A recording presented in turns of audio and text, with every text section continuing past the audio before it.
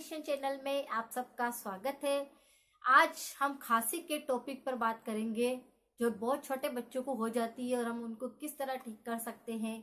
तो वही मेरा आज का टॉपिक है। और अगर आप मेरे चैनल पर नए हैं तो सबसे पहले सब्सक्राइब कर लीजिए। जो रेड कलर का बटन है प्लीज उसे दबा दीजिए, ताकि आप सब्सक्राइब कर देंगे तो आपको आगे सारे वीडियो मिलेंगे। और लाइक करना मत भूलिए। तो छोटे बच्चे बहुत है और उनको खांसी हो गई है और कफ बहुत ज़्यादा जम गया है या सूखी खांसी है, तो हम इतना परेशान हो जाते हैं। उसके साथ में बच्चे इतना परेशान हो जाते हैं, उनको खांसी कर करके और सीने में पेन होने लग जाता है।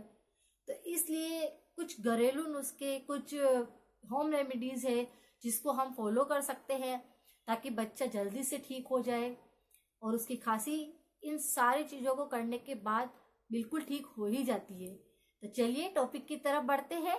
पहला टॉपिक है कि बच्चे को खांसी हो गई है तो हमें उसे गुनगुना पानी पिलाना चाहिए, क्योंकि जब बच्चा गुनगुना पानी पिएगा तो पूरा उसके अंदर तक सेक होएगा, जिसकी वजह से उसका कफ ठीक होएगा, उसका दर्द ठीक होएगा, उसकी खांसी में आराम मिलेगा।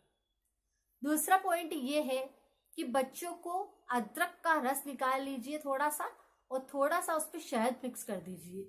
अदरक और शहद के रस को आप दिन में 2 या 3 बार दीजिए, आप देखेंगे कि खांसी छूमंतर।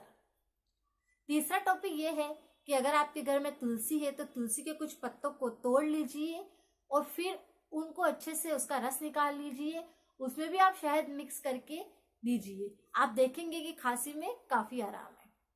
चौथा टिप ये है कि अगर बच्चों को खांसी हो गई है तो हम उसे रात को सोते टाइम पे थोड़ा सा दूध में हल्दी मिक्स करके देंगे, उससे बच्चों को काफी आराम मिलेगा और बच्चा खांसी भी नहीं करेगा, रात भर आराम से सो पाएगा, उसको नींद भी अच्छी आएगी।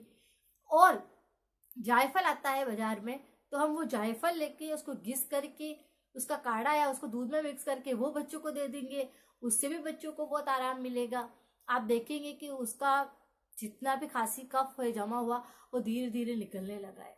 तो आप देखेंगे कि 2 या 3 दिन में इन सारे चीज़ों को हम करेंगे। लेकिन एक बात ध्यान रखनी है, हम अगर अदरक शहद कर रहे हैं तो सिर्फ अदरक शहद ही करें, और अगर हम तुलसी का रस और शहद मिक्स कर रहे हैं तो वही यूज करें। हमें सारी चीज़ें एक साथ नहीं करनी है, हमेशा एक ही चीज़ को करके देखना चाहिए 1 दिन या 2 दिन कि उससे फर्क पड़ रहा है या नहीं। तो अगर आपको मेरा ये वीडियो पसंद आता है तो प्लीज़ लाइक ज़रूर करिए।